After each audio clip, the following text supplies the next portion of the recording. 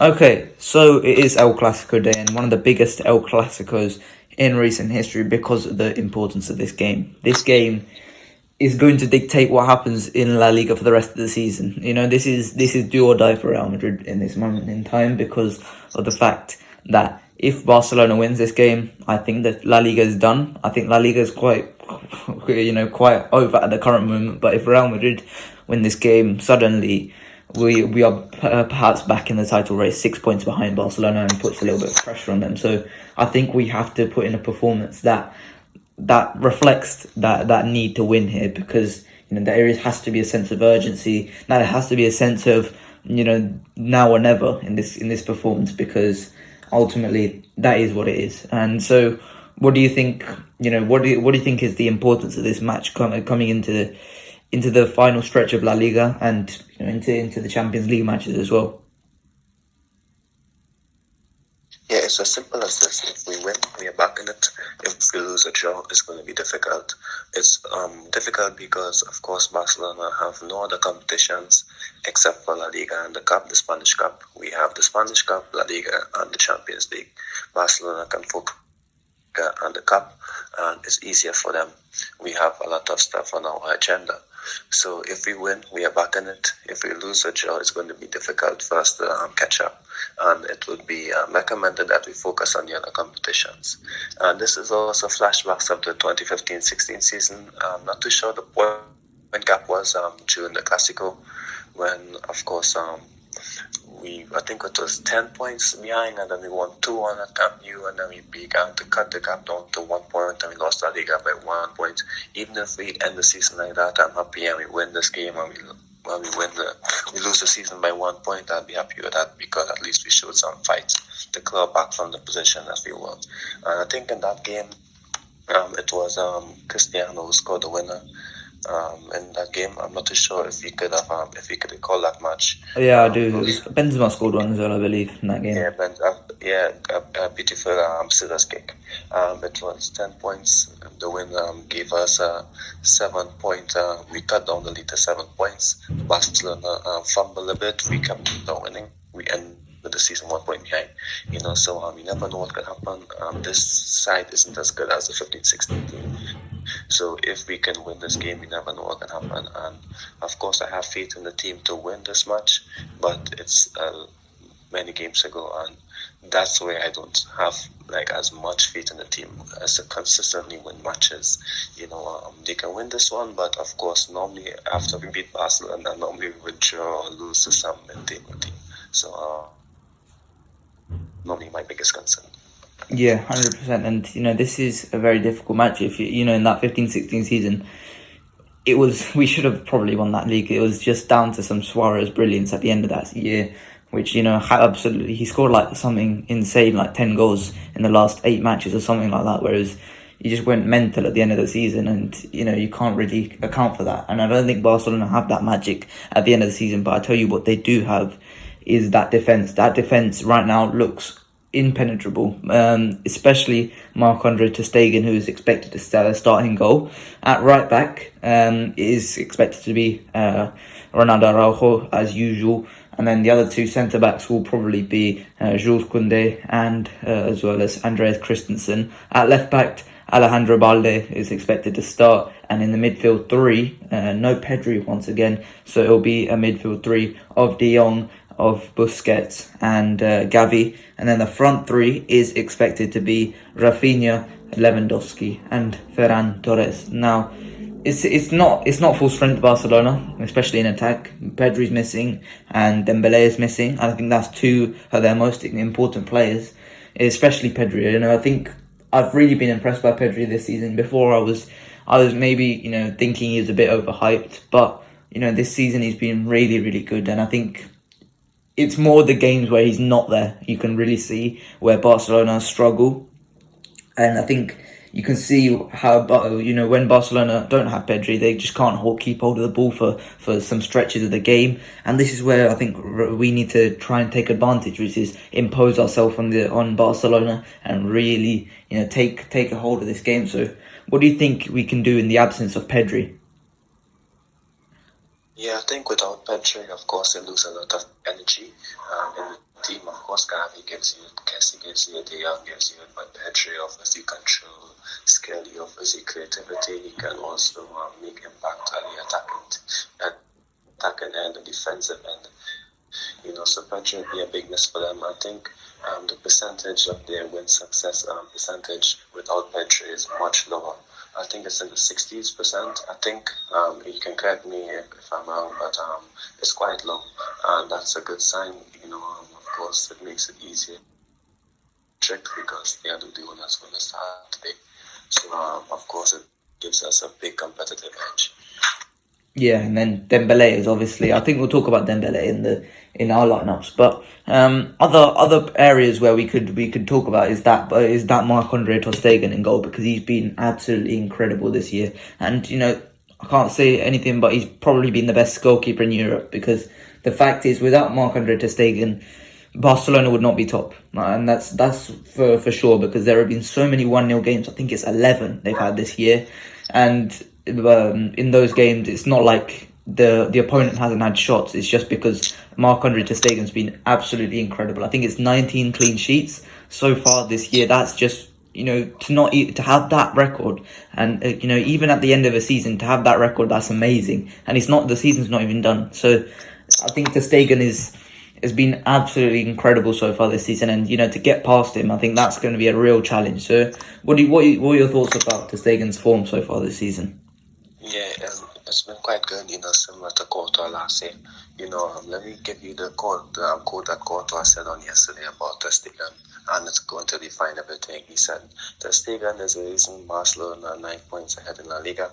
They won it 1-0, and if it wasn't for him, most would have ended in a draw or in a defeat. And that's a fact. He saved them a lot of points, points that we dropped.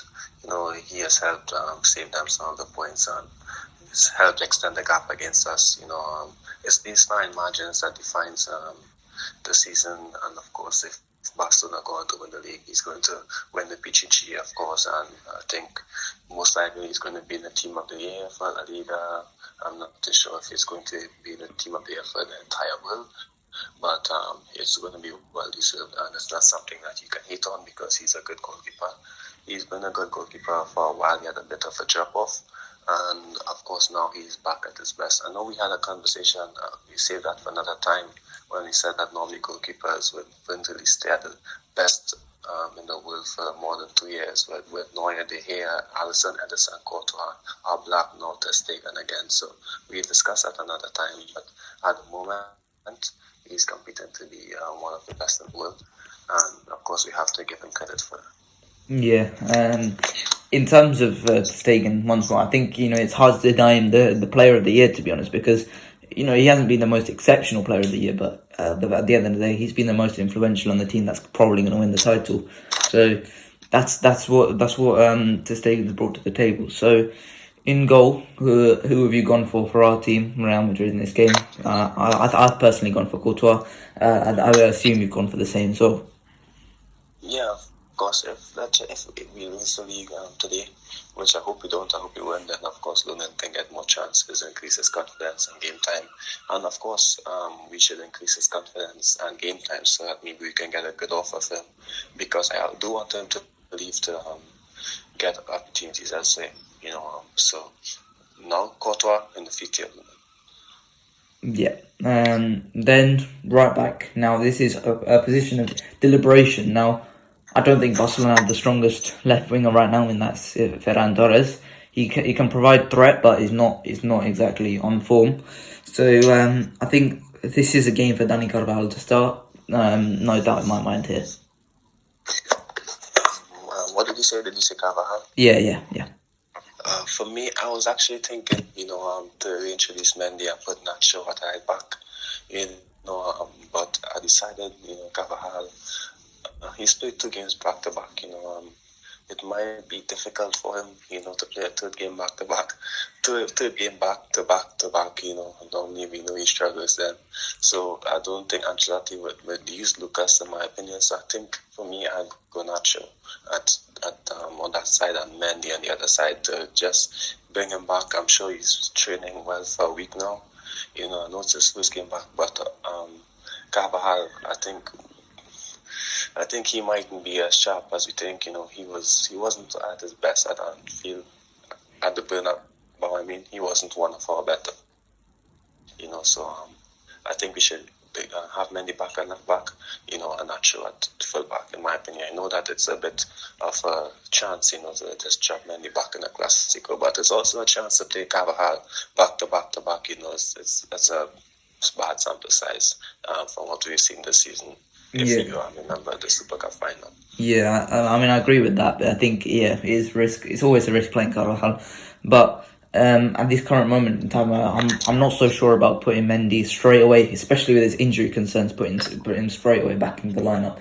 I think he should have played maybe 20 minutes against Liverpool, considering how that game was going, which is just, it was just petering out towards the end. It was just like Liverpool weren't really putting much of a fight up. So I thought he could have probably played Ferland Mendy for 20 minutes there. But I think Nacho is, I always fear Nacho against Dembele, and Dembele is not there. So I think he can definitely have a good game against Rafinha. So I think for me, I would go for Nacho at left back and Carvajal at right back. But I agree, Carvajal is a liability at right back. So let's talk about those two centre backs though. And I think, for me, there's no deliberation. The two have been absolutely fantastic for a couple of weeks now, and that's Rudiger and Militao. I think these two have really struck up a partnership, and we were talking about this at the start of the season, where we thought maybe these two could be the permanent centre-backs duo, because Militao was the young talent, and he was coming through as maybe, there was some performances where he was just fantastic, and Rudiger is probably, the best, one of the best defenders on the planet. So we looked at that and we said that would be a good partnership. It didn't work at first, but it's starting to come into fruition now. Over the last few games, they've been absolutely sensational. And I think, once again, these two here against Lewandowski, I think this could be a good matchup for them. I think this could be a good game for these two. They just need to make sure they don't make any silly mistakes like they did in the Super Cup final. So what were your thoughts on the two centre-backs? Yeah, I think it was the Super Cup, that gave us doubts about Tony's performances. He's taken a lot of steps forward since then, and let's not forget that he was one of our best defenders and best players in the Bernabeu against Liverpool, and that's a good step forward for him. He's starting to show that he can do it in big games, and that's a big plus, that's a big positive. There was a report from Marca stating that these are the two that Ancelotti might stick to end the season. Alaba can maybe just shift to left back, so unfortunately for Alaba, he's going to have to compete to get his starting spot back. Unfortunately, he was injured, and it's going to hinder him a bit. He's had more injuries than any other defender this season, including Carvajal. So, of course, that's a bit unfortunate for him. But it did give the opportunity to see the centre-back playing, and that's the centre-back playing we're going to see today. But hopefully Alaba comes back and has an impact in the season, because let's be honest, we need him. Let's just say we're trailing a Champions League game. He can move to left back. He's dangerous with the ball. So let's see how that goes. But today, the centre-back playing is the one that we've been seeing for the past few months. Yeah. And now I think the most important area of the team, the one we have to get right in this game, otherwise it's going to end badly for us. The opposition midfield, it could be a variation of Busquets, Dembele, and De Jong, and Gavi. Those three, or Kessie could start as well. And I think those players are to bring something unique to the team. So we have to get this right. And I think those four players, you look at them and you say, De Jong and Busquets especially, you can definitely impose yourself on him. De Jong, you can definitely impose yourself on him. Gavi, he can lose his head and he's not as technically good as De Jong and Busquets. And then Kessie, again, is not as technically good as De Jong and Busquets. So there is a variation there. And without Pedri, I don't think those players can dominate the midfield. So I think, in terms of that, for me, I think it has to be a midfield three that has to have good on the ball abilities, but also gets forward and creates chances. So for me, I've gone for a midfield three of Camavinga, Tchouaméni and Luka Modric here. I have dropped Toni Kroos here because I think we need to create chances here. We need to create chances from the off, and if we are winning towards the end of the game, we can bring on Toni Kroos and try and control the game for Modric. And I think that would be perfect for us in this game. Camavinga was fantastic midweek. He was probably our best midfielder. He was just truly exceptional. Couldn't get the ball off of him. And then Tchouaméni, I think you play him here because I think on the ball you need that composure and that ability on the ball. This can get away with us without Toni Kroos in the midfield. I think this could definitely hurt us, but for me, I think we need to impose ourselves from the off, and I think that comes from playing Camavinga and Tchouaméni together in the midfield, and dropping either one of Toni Kroos and Modric. So, what are your thoughts on the midfield three? Okay, so for me, I must admit I liked how the game at the company went, not at the company, at the Bernabeu went this season with Kroos and Modric, and of course against Liverpool with both of them as well. I liked how they played with Tchouaméni at the Bernabeu, and I liked how they played against Liverpool with Camavinga. So Camavinga has to start. That's one for me. Tchouaméni hasn't been at his best since we played Barcelona at the Bernabeu earlier this season. So I think that's why I brought up the point. He hasn't been at that level since. So unfortunately, I won't start him in this game. I think he can come on and put in a defensive shift. Because Ancelotti said that Tchouaméni is best when defending, and Camavinga and Valverde are better when we are attacking. So we need to attack, we need to put them under pressure early on to try and win this game. So I think Camavinga should start. I think Valverde should jump back into midfield. And I think that the other option, in my opinion, it should be Toni Kroos. Because I don't think Toni Kroos will have the same impact off the bench like Luka Modric might, in my opinion. If you're going to start one of them, I think Toni might be the better option. I think Modric also gives you more energy when he comes on. Toni Kroos can control the game, and if you want to have a like-for-like replacement for Toni Kroos, I know that Ceballos isn't a like-for-like replacement, but he can do a lot of similar things. And then you can have Ceballos introduced into the pitch, Modric coming on.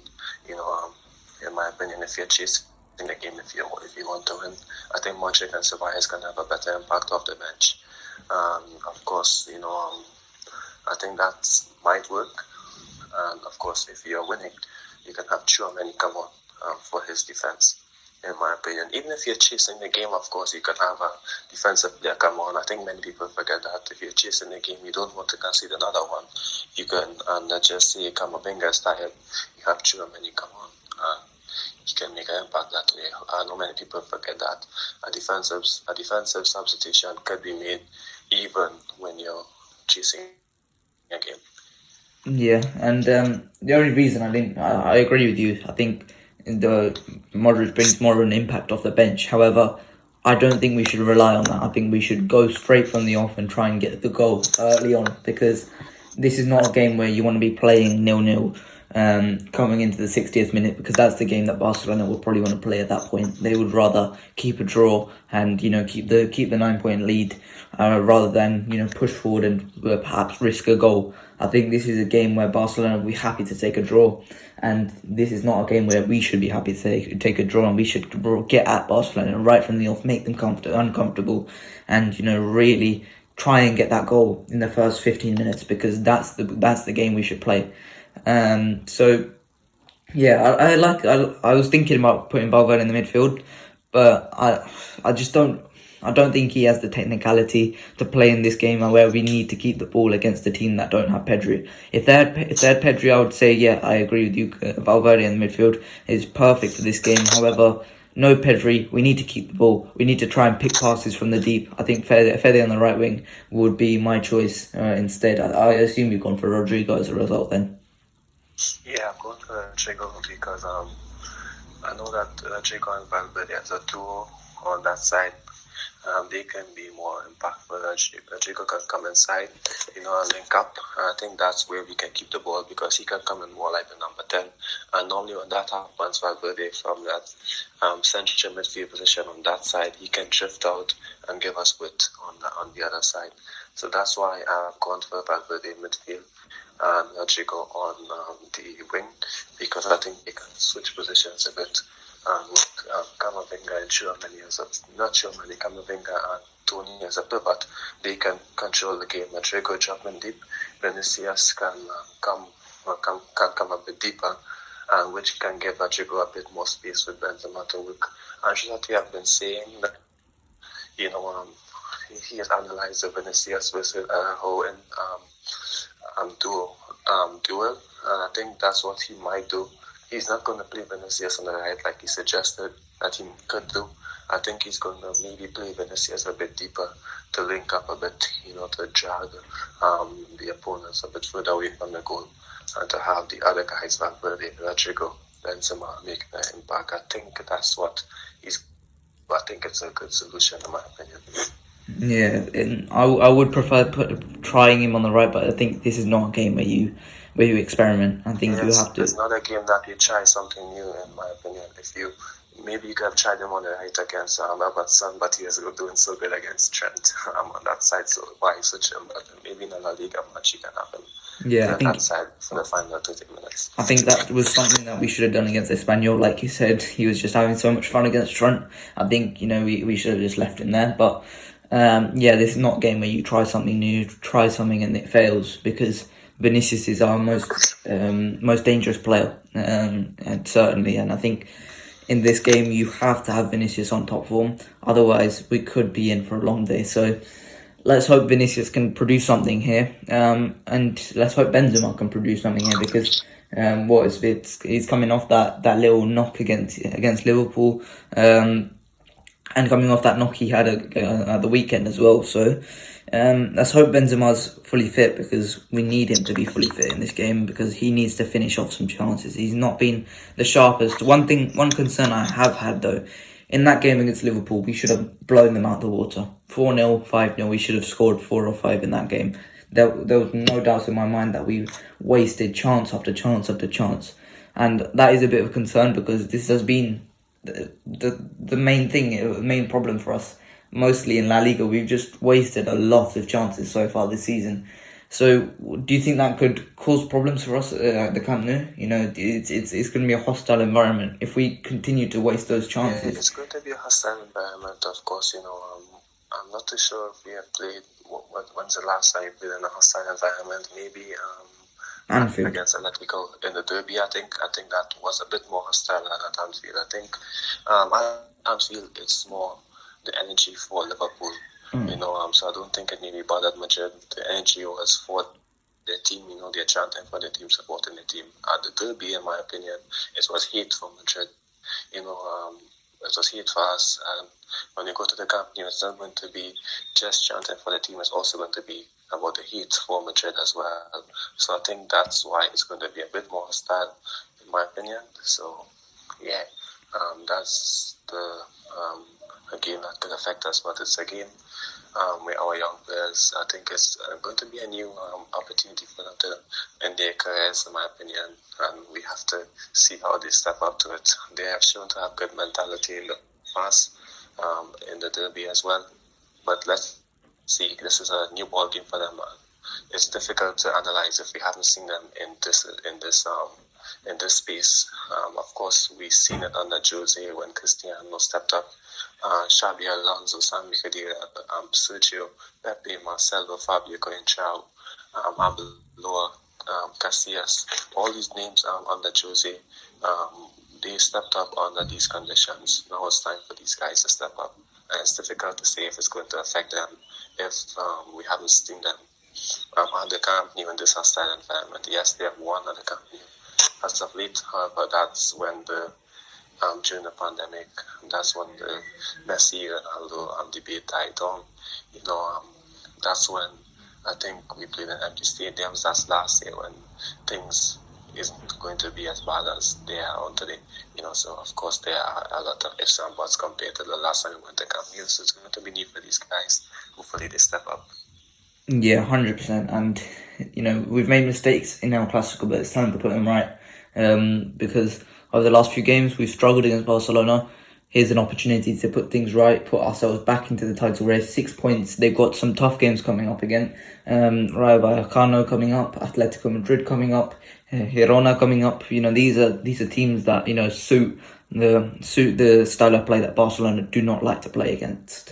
So let's hope these teams can cause some problems, but it's gonna have to start with us. we're going to have to put a real dent in that Barcelona team right here, right now. So let's see what happens. Let's get those 3 points against Barcelona, because it's going to be so key in this match. But have you got anything else to add about El Clasico before we move on to just the last 5 minutes? No, I don't think there's anything else to add. I think it's quite clear we need to win. It's important that we win. It's important that we show exactly what we're capable of. You know, we have a tough test coming up at the end of the season. This can help give us confidence. You know, of course, it's weird with this team because last time we played them and we lost 1-0, I think similar time this year, and we came on to win the Champions League. So if we win or lose, I don't think it's going to affect us in the Champions League that much. But, you know, it's a good opportunity just to get some confidence, you know, get one of our biggest arch rivals. Of course, you know, we want to win a Liga as well.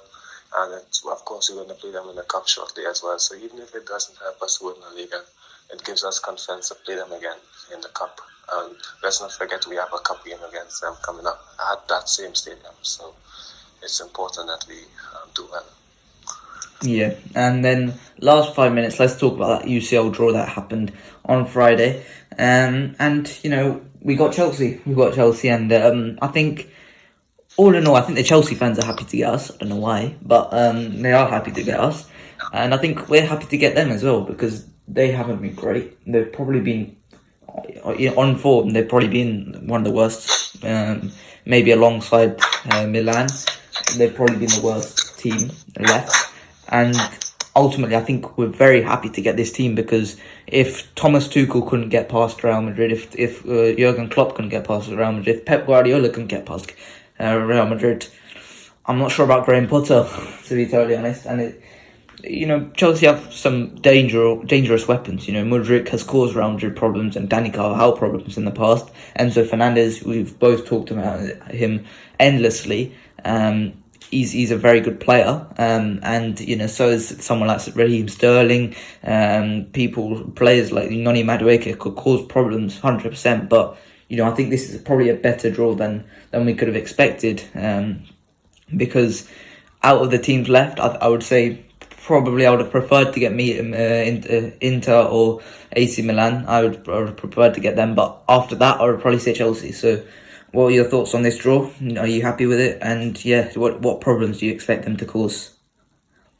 In terms of the quality of the opponent, I think Chelsea and Inter and AC, like you said, is of course like the better options, the best options to get. We can't complain about that. We could have gotten City, Bayern, Napoli, of course, but we got Chelsea. We beat them last year 3-0. Tuchel had a masterclass at the Bernabeu. 3-1, and Tuchel had a masterclass at the Bernabeu. I'm glad they came back. I made it difficult for us. It's difficult to see Potter doing that. And so if we can win at the Bernabeu, we can do well at Stamford Bridge and closing the tie. But what I must say is that there were two reasons why I didn't want the Chelsea. The first one being something I called to myself. We played them last year, just like we played Liverpool last year. Let's hope we get a new team, just to look at something different when you're looking at the game leading up to the pre-match as well. Just to have a new feeling. That's what I wanted as well. Because we played Liverpool last year, so it felt like the same thing. Also, that's one. And the second one is, imagine if we get knocked out by Chelsea of all teams. That's not going to look good in my opinion. So that's the two things. But I'm confident that we're going to beat them. That's my first impression of the draw.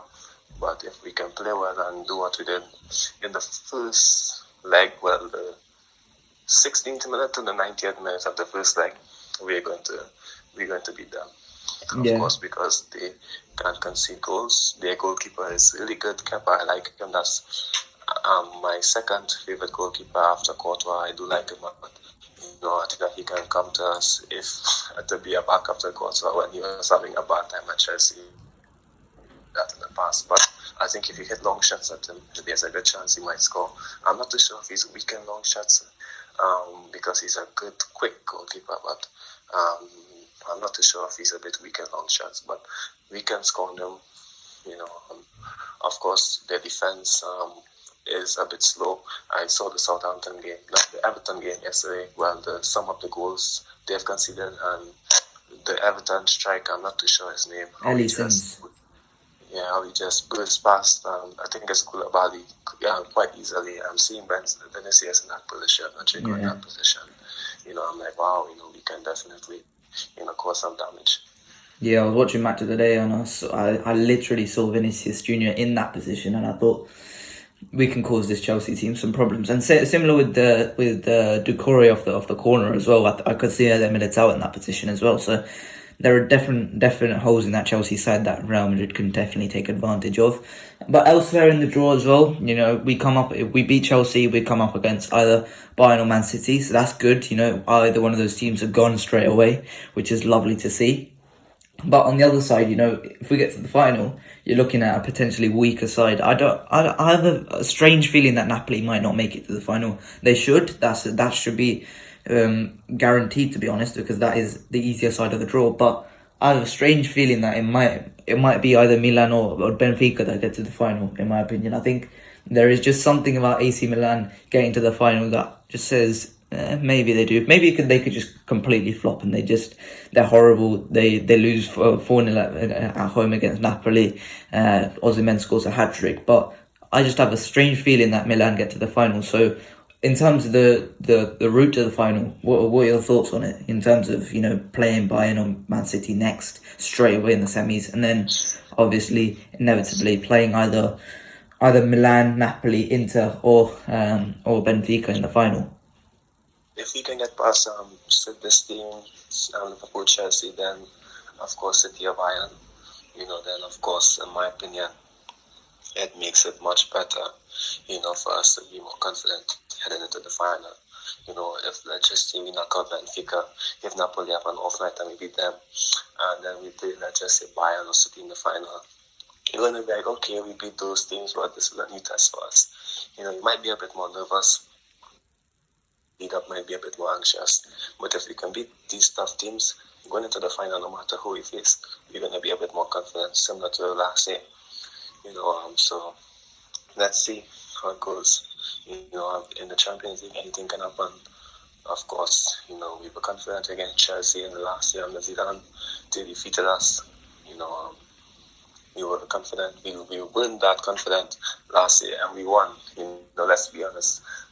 Some of us thought that we were going to be knocked out. Even a lot of players thought it, I'm sure.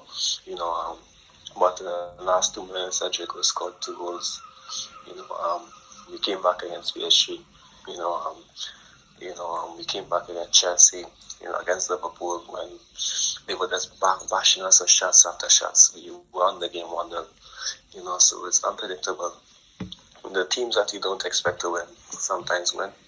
But I have a lot of faith in this team in this competition, and because the players know what it feels like to win and be in difficult positions in this specific competition, that's why I can have a bit more faith, in the team. I'm looking forward to it. Yeah, 100%. Obviously, when it comes round, we will be talking about that in more detail. But I'm happy with Chelsea. I'm happy to get Bayern or City in the semis rather than the final.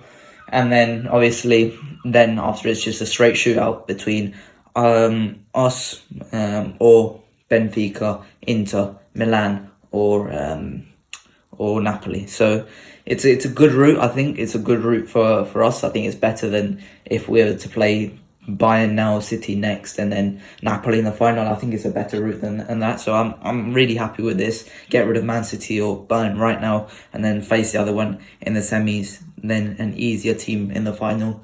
But let's see what happens. We might not make that. We play Chelsea first, and we've got to get past them first. So that is it. Obviously, we've got El Clasico today, 8 p.m. UK time. Let's hope we win. That's all I've got to say. Let's hope we win, just to put some pressure on Barcelona. But that is it for today's Los Blancos podcast. I hope you guys enjoyed. Please like and subscribe, and I'll see you guys later. Bye bye.